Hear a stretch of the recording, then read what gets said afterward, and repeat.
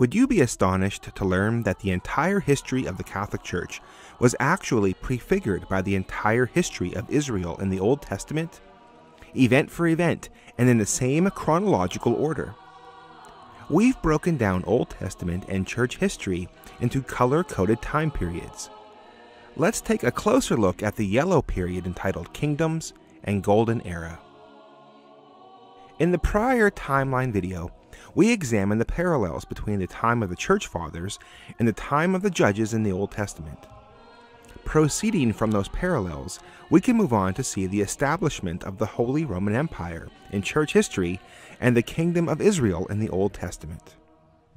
In the Old Testament, there was an overlap between the time of the kings and the time of the judges.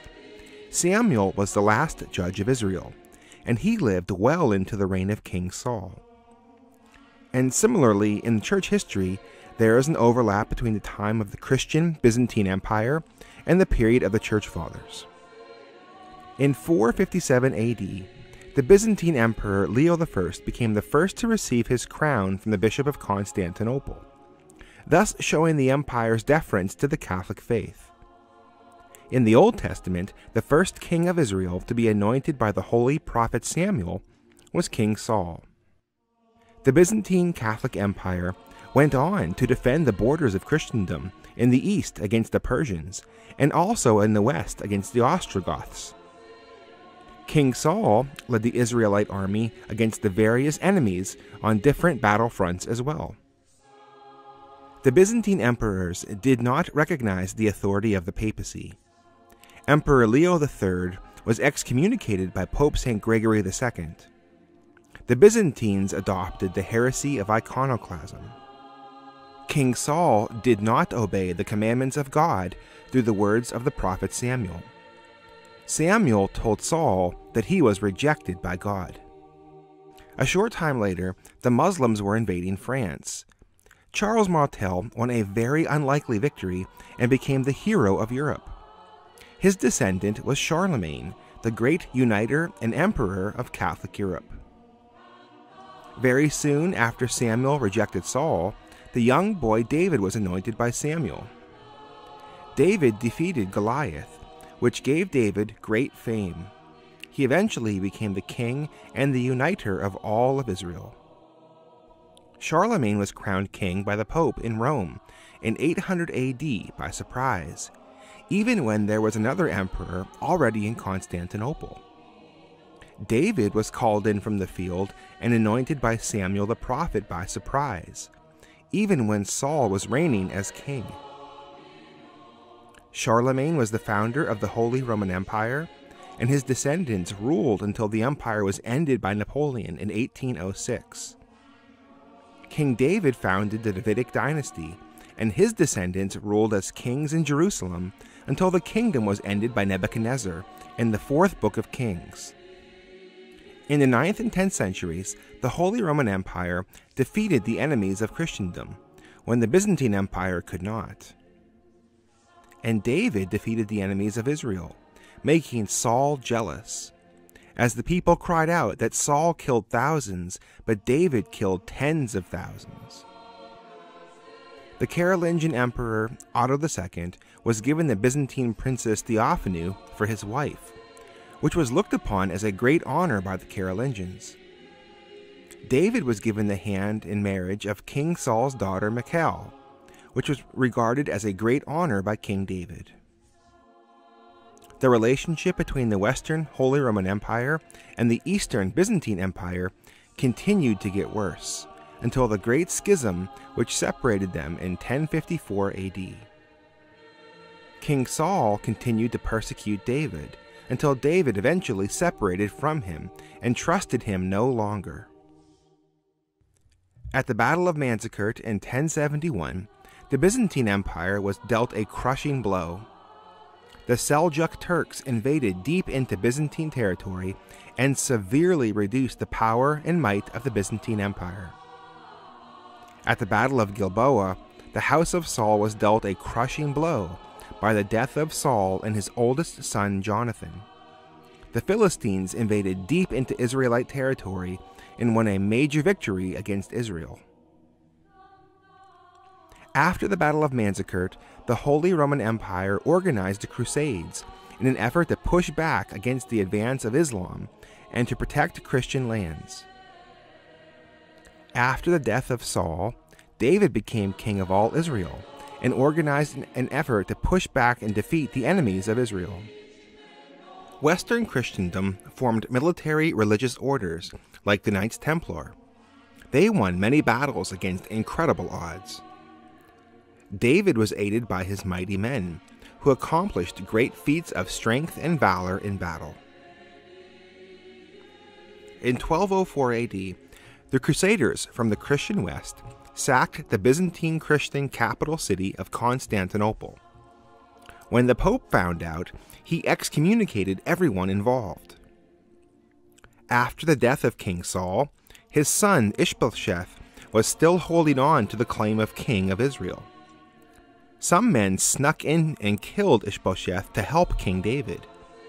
However, when David found out, he killed those men for their deed. In the early 1300s, there was an ongoing debate about the Immaculate Conception of Our Lady.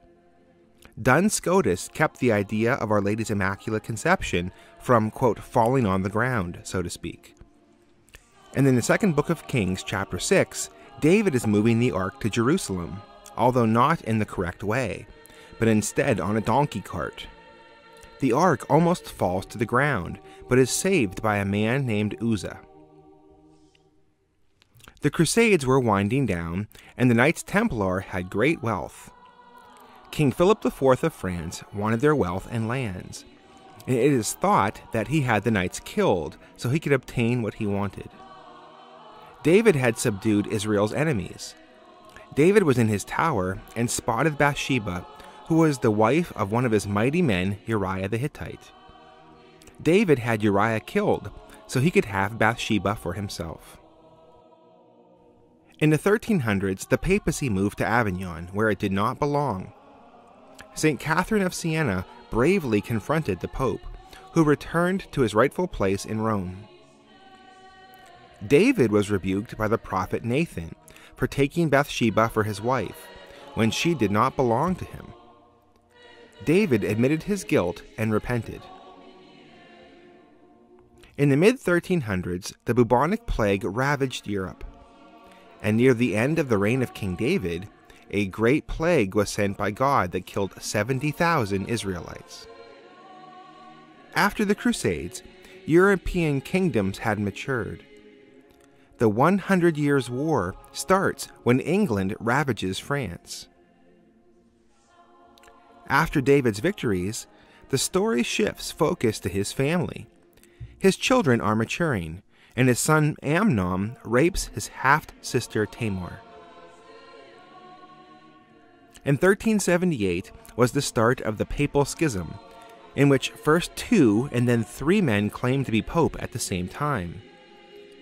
And following the tragedy of Amnon and Tamar was the scandal of David's son Absalom, who claimed the throne of David when his father was still king. Thus 2 men claimed to be king of Israel at the same time. The Papal Schism was just about ended when a rebellion rose up in Bohemia by a man named Jan Hus. Hus was condemned by the Council of Constance and burned at the stake.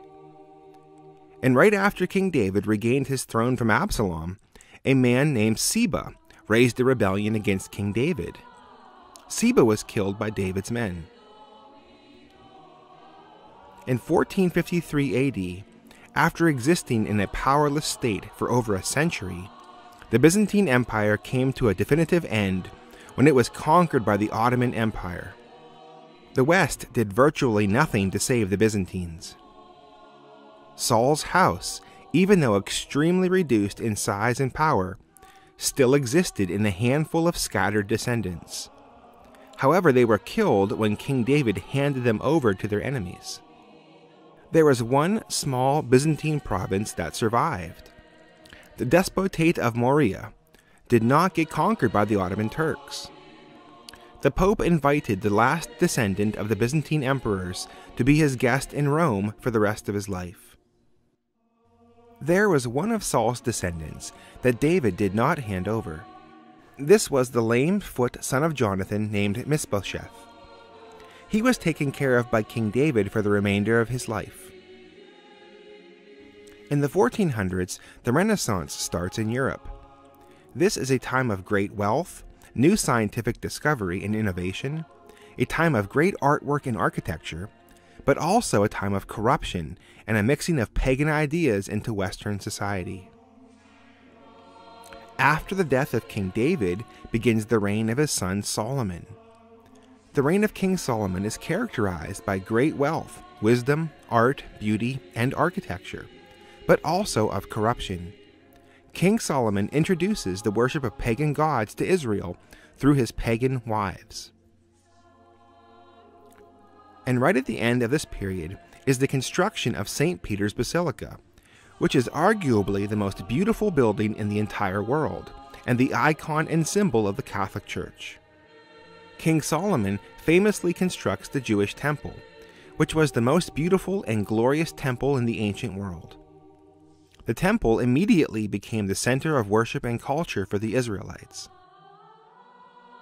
Following this yellow period of kingdoms and golden era is the period of revolt and separation. During the construction of St. Peter's Basilica, Martin Luther led a rebellion that split Christendom in two, with Northern Europe abandoning the Catholic faith. And in the Old Testament, at the end of the reign of King Solomon and the construction of the temple, a man named Jeroboam arose and led a rebellion that split the nation of Israel in two. The northern tribes abandoned their religion and apostatized. See the parallels between the Protestant revolt and the revolt of the 10 northern tribes in the green period entitled Revolt and Separation.